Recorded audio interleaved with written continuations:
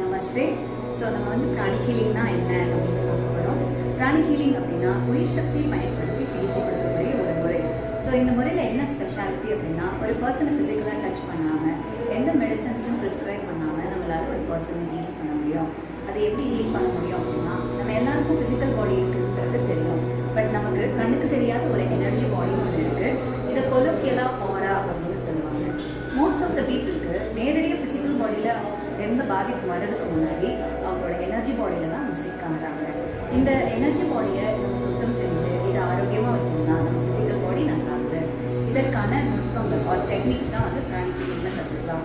அப்போ நம்மளாம் day to day லைஃப்பில் இருக்கிறவங்க ஃபாஸ்ட்டாக நம்மளை ரீசார்ஜ் பண்ணிக்கிறதுக்கும், நிறைய இடத்துக்கு போயிட்டு ஸ்ட்ரெஸ்ட் அவுட் ஆகிறதையும் சீக்கிரமாக ரிலீவ் பண்ணி ஹாப்பியான ஹெல்த்தியான ஜாய்ஃபுல்லான லைஃப் வாழ்றதுக்கு இது ஒரு சேஃபான ஒரு மாடாலிட்டி. தேங்க்யூ. Thank you ma'am.